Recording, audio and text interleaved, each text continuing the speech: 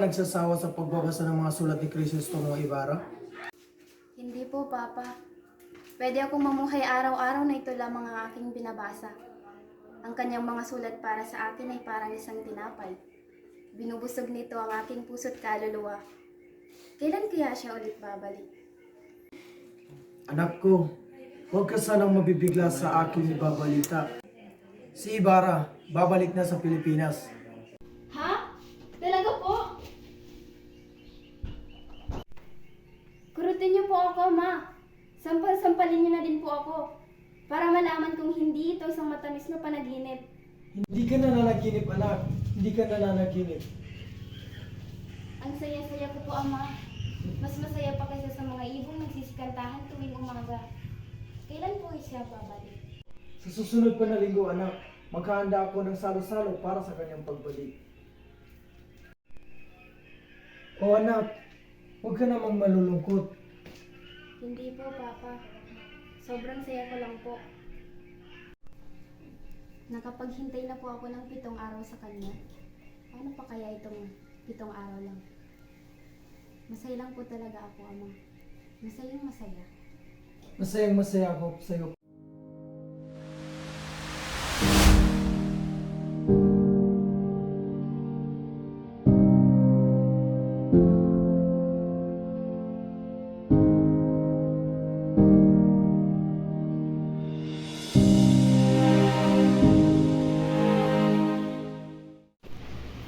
Mga mangmang talaga ang mga Indio.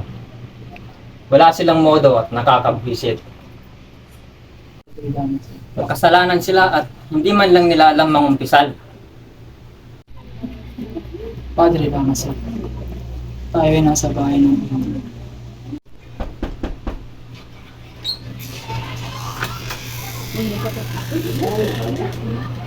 Magandang gabi po sa inyo. Ikinagagalak kong ipakilala sa inyo ang anak ng aking yumaong kaibigan. Siya pala si Crisostomo Ibarra. Po sa inyong lahat. Padre Damaso. Isang matalik na kaibigan ng aking yumaong ama. Isang matalik na kaibigan ng aking ama.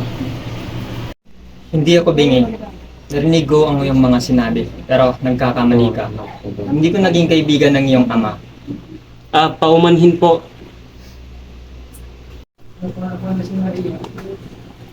Ikaw ang anak ni Don Rafael Ibarra?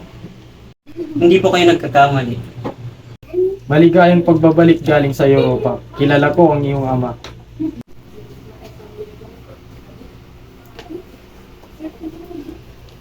Tama na muna ang pag-uusap dahil nakahanda na ang pagkain.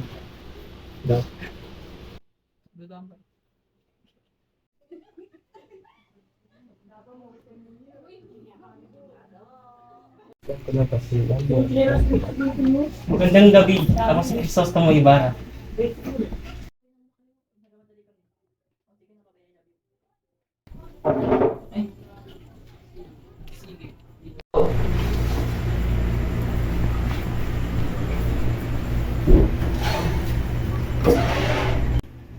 Padre Damaso, sige, dito ka na maupo. Hindi. Ituloy mo na ang iyong pag-upo sa silyang yan. Sige na. Matatanggap ko naman kahit ikaw ang umupo dito. Hindi. Ikaw ang nararapat, kaya ikaw ang maupo dyan. Ikaw ang mas malapit sa pamilyang Santiago. Sige na. Pero ikaw ang padre sa lugar na ito. Ay, umalis ka na nga. Ako na lang ang uupo.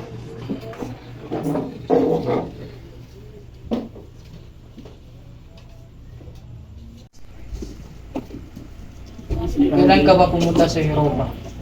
Itong taon na pong nakakaraan. Nakalimutan mo na siguro ang tungkol sa ating bansa. Sa totoo lang, lagi kong iniisip ang Pilipinas. Ako yata ang nakalimutan na ng bansang ito. Ilang buwan na akong hindi nakatanggap ng balita. Hindi ko tuloy alam kung paano namatay ang aking ama. Ano naman ang pinakamagandang lugar na nabisita mo? Pinag-aralan ko ang bawat bansa at nalaman kong may pagkapareho ng kabuhayan, politiko at reliyon. Nalaman kong ang kalayaan o ang pagkalipin ng isang bansa ang nagdidikta ng kasaganahan nito. Yan lamang ang nalalaman mo. Sinayang mo lang pala ang iyong pera sa pagpunta sa mga walang kwentang lugar. Kung itatanong ang mga batay, siguradong alam din nila yan. Mauna na muna ako. Kakarating ko lang kanina at may mga bagay pa akong dapat asikasuhin. Hindi ako papayag. Malapit nang dumating si Maria Clara. Pupuntahan ko po siya ng umaga bukas. Pakisabi na lang po sa kanya. Nakita nyo ba yon? Nakita nyo? Ganyang kabastusan ang mapapag-aaralan nyo kapag pupunta rin kayo sa Europa. Kung hawak ko lang ang gobyerno, ipagbabawal ko ang magpunta doon. Hay, 7 taon na akong nawala at wala man lang masyadong nagbago dito. Nakakalungkot.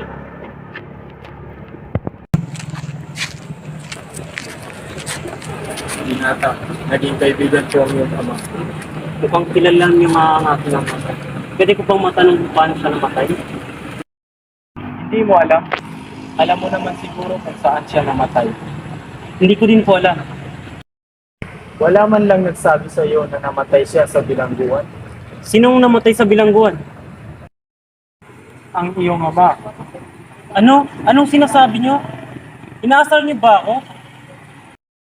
Nagkakamali po siguro kayo. Kilala niyo bang ama ko? Hindi ba sabi mo kanina, ikaw ang anak ni Don Rafael Ibarra?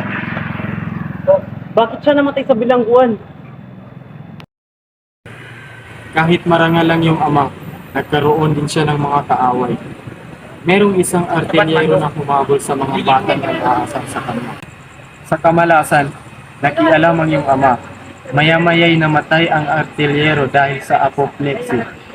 Napagbintangan ng iyong ama dahil sa kanyang mga kaaway. Hindi siya nakalaya at sa kasamaang palad, sa bilangguan na siya namatay. Bakit ngayon ko lang ito nalaman? Nakikiramay ako.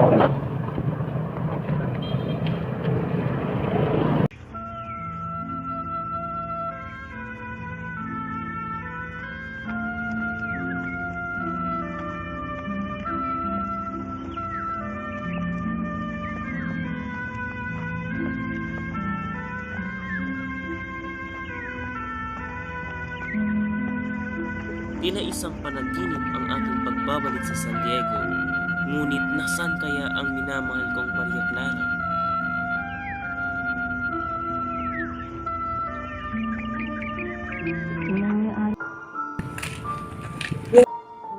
Isosto mo? Ikaw ano ba talaga yan isosto mo? Sa dinami-rami ng babaeng nakilala mo sa iba't ibang bansa, hindi mo ba ako nakalimutan? Magkakalimutan ba kita? Wala akong kapangyarihan na ikay hindi isipin. Lagi din kita naiisip. Kahit na pilitin kong ikay alisin sa aking isip, ay hindi ko magawa. Noong inihatid mo ako sa amin, naglagay ako ng korona na dahon sa ibabaw ng mundo. Natuwa ka't nagpasalamat. Kaya yun, nagbati na tayo ulit. Kaya papakita ko sa'yo.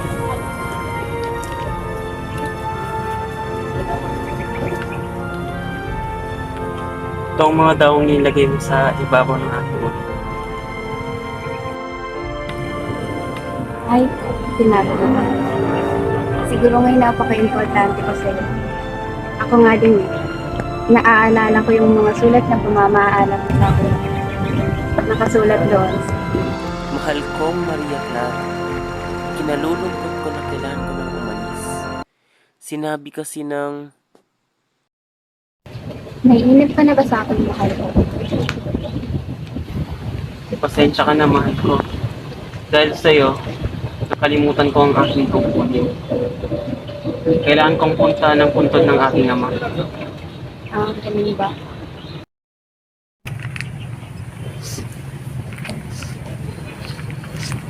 Ito, ilagay mo sa punter ng iyong ama. Mag-iingat ka, mahal ko. Mag-iingat ako para sa'yo, mahal ko.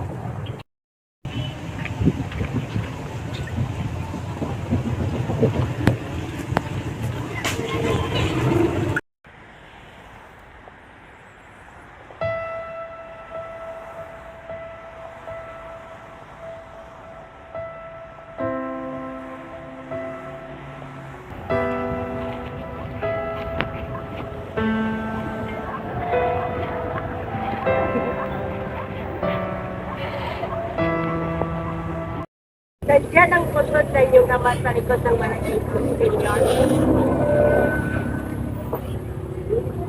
Naalala ko dito lang yun pero nasira lang yung lupa.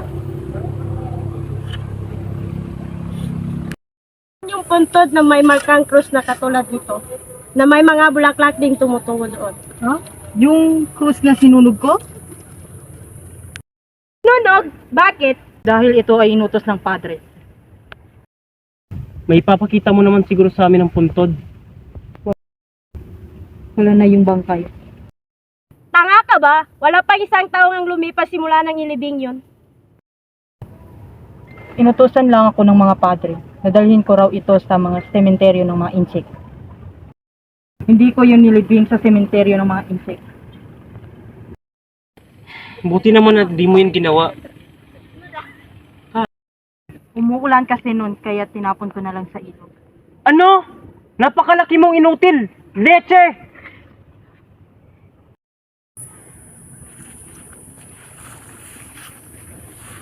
Next shot.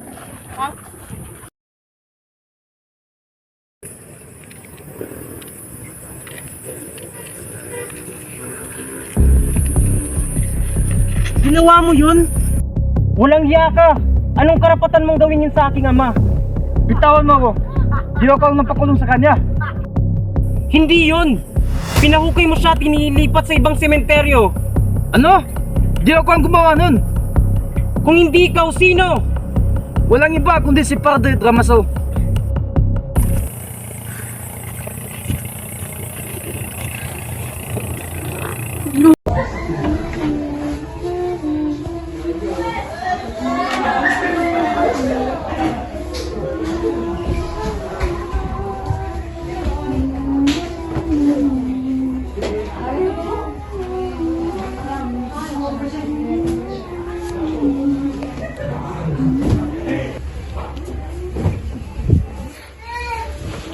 Ang dapat kainin ng aking anak ay kinain ng aking asawa. Hindi man lang siya nagtira. Inay! Inay! Ang anak ko! Huwag kayong matakot, Inay. Nasa simbahan si Crispin. Anong ginagawa niya doon? Oh! Anong ginagawa niya doon?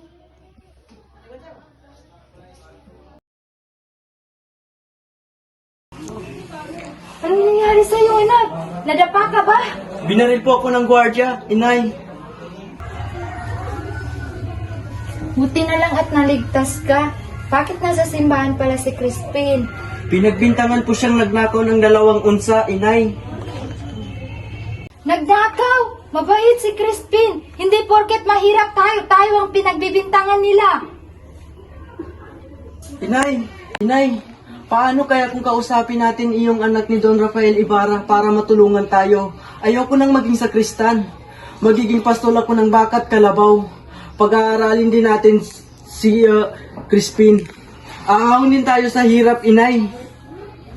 Oo, anak.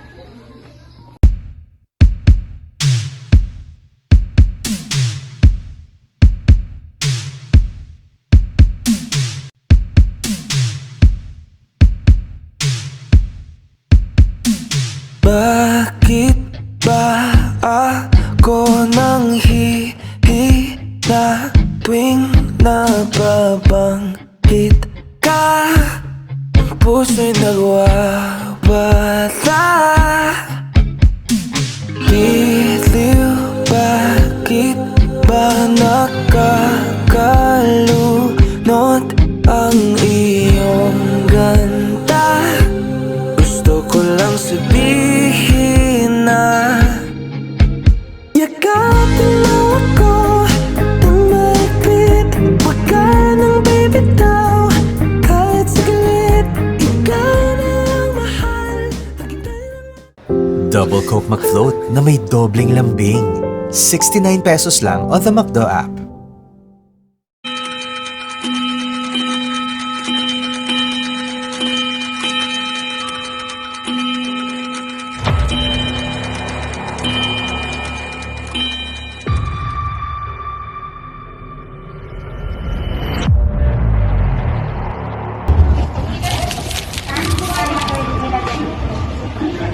saan.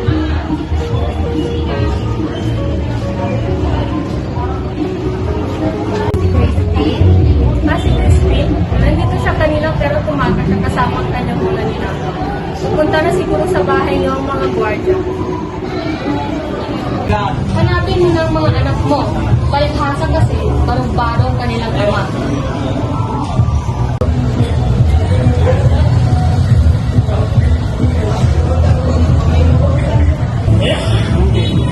Huwag kang iiyak dito. Umiyak ka sa labas. Go.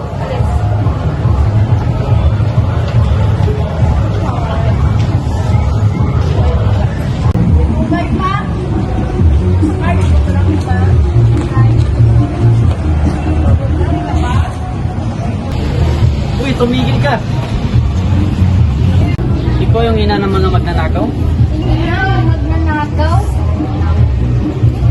Sabihin mo ang totoo. Kung hindi, tatali ka namin sa puno. At babalin ka namin. Nasaan yung perang ginagawa ng mga anak mo kagabi?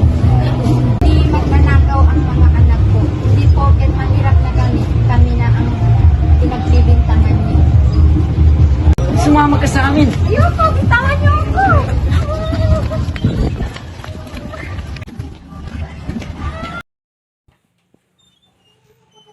Crispin! Basilio! Nasaan kayo? Crispin! Basilio! Crispin! Basilio!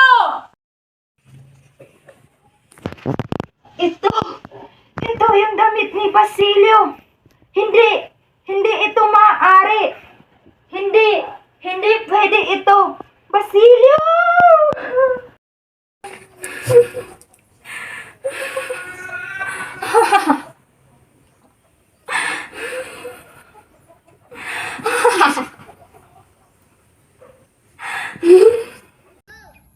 Kumain lang po kayo, Tiniente at Padre Salvi. Maraming salamat at dumalaw kayo sa aking malit na salo-salo. Kasama yun siya kanina. Malaking katangahan ang ginawa niyo. Hindi ko naisip na kriminal pala yung kasama namin kanina. Mukha kasing hindi. Mabuti naman at hindi kayo nasaktan.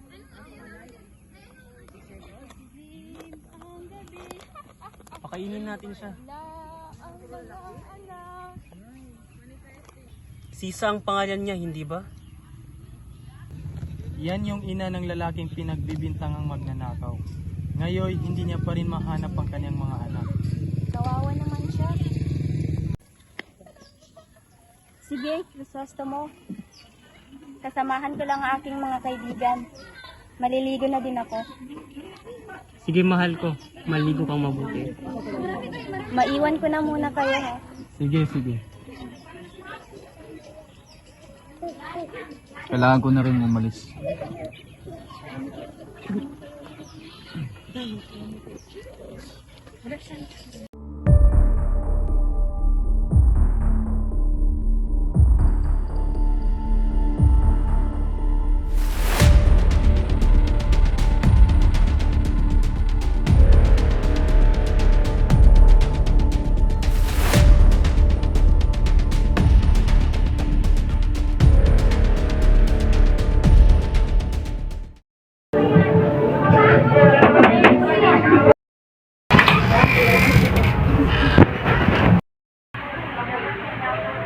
Senyor Ibarra, may bisita po kayo. Papasukin mo.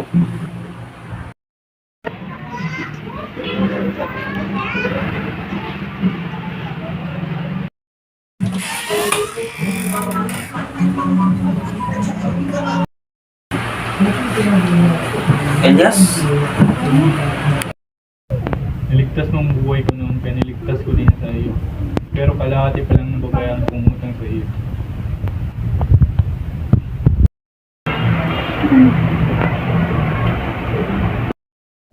Kaya huwag mo muna akong pasasalamatan, may ipapagawa ko sa iyo. Magsalita ka. Huwag mong sasabihin sa iba ang tungkol sa mga babalang sasabihin ko sa iyo. Huwag kang mag-alala. Alam kong gusto ka nilang hulihin pero hindi kita ipapahuli. Hindi ko iniisip ang sarili ko, ikaw ang iniisip ko.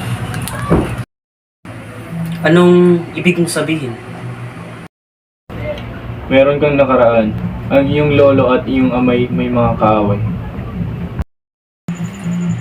Kilala mo ang mga kaaway ko? May kilala akong isa. Huwag mong kakalimutan ang mga sinasabi mo. Iligtas mo ang iyong sarili para sa kapakanan ng bansa.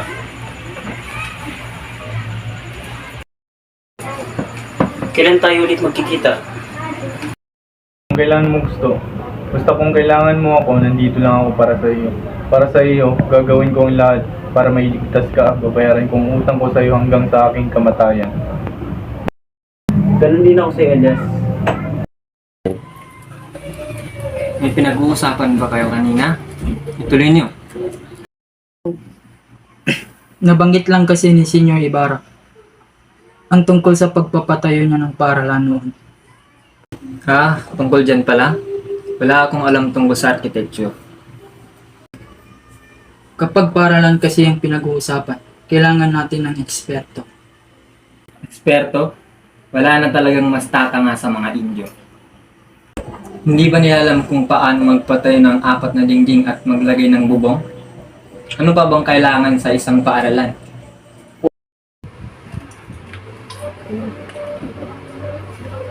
Mahal ko, ang ganda mo talaga. Salamat, mahal ko. Ang aking kagandahan ay parang bituin. Walang kupas ang bituin. Alam mo kasi, ang mga Indio, kapag may napag-aralan na sila, meron na silang titulo. Pero pupunta pa rin sila ng Europa para lang sayangin ang pera. Diyos na ang bahala sa kanila. Ang ama ng isa sa mga ahas na ito ay pinarusahan na ng Diyos. Siya ay namatay sa bilangguan sa dagat.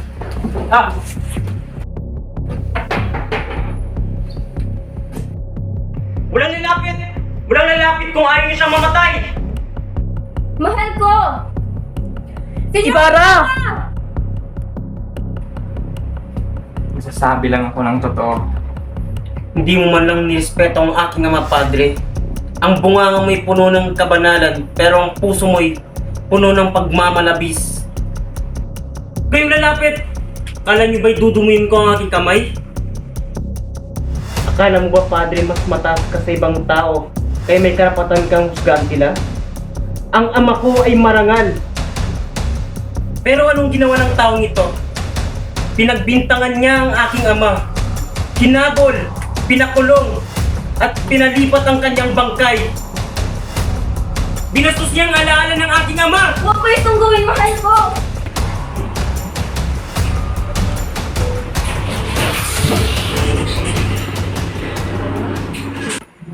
Para sa kapayapaan, iuurong ko ang kasal ninyong dalawa ni Senyor Crisostomo Ibarra. Ama, huwag niyo po itong gawin sa akin. Mahal na mahal ko po si Crisostomo Ibarra. Hindi na magbabago ang pasya ko. Pero huwag kang mag-alala, anak ko. Dahil kakasal ka pa rin. Ama!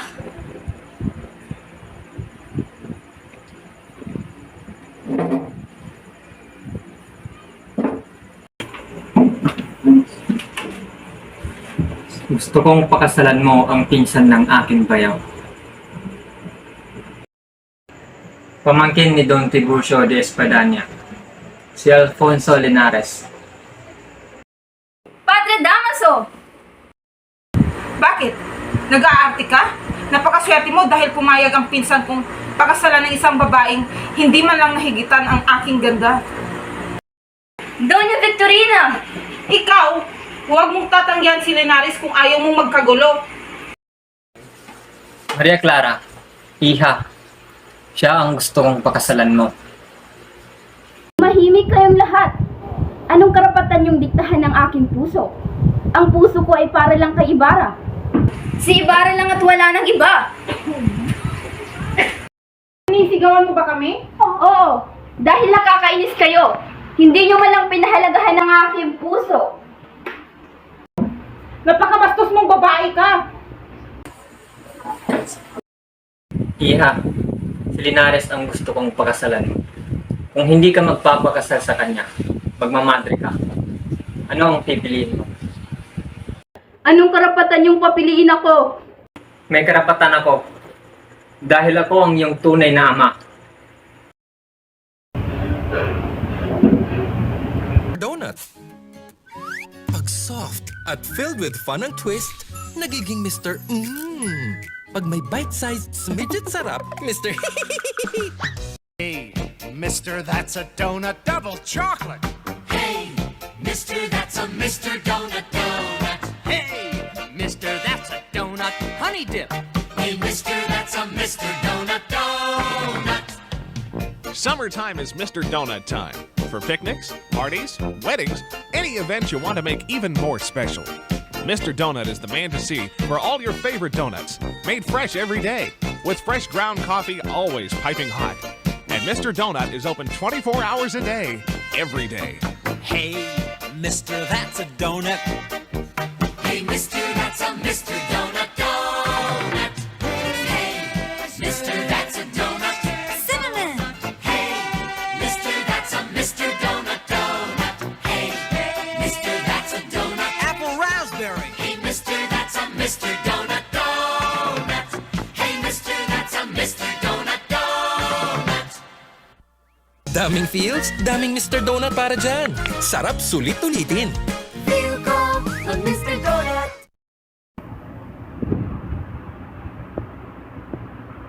Ika, nagulat ba kita? Hindi mo ba inasahan na dadalaw ako sa kasal mo? Bakit, Maria? Malamig ang kamay mo. Sama bang pakiramdam mo? Sabihin mo sa akin kung may problema ka. Alam mo namang mahal kita, hindi kita kayang pagalitan.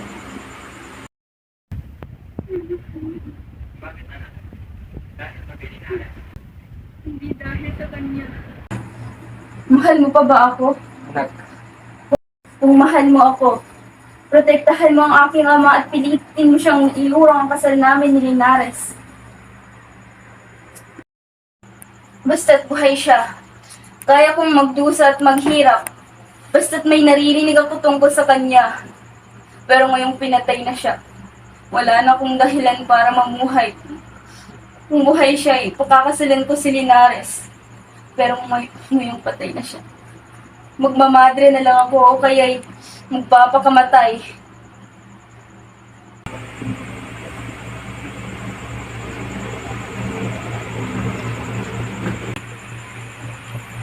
patawarin mo ko, anak, sa mga kasalanan ko sa'yo. Pumayag akong ipakasal ka sa lalaking hindi mo naman talaga mahal. Magmamadre na ako. Anak, hindi pwede. Kailangang may kasal ka sa ibang lalaki dahil hindi kita mababantayan magpakailanman.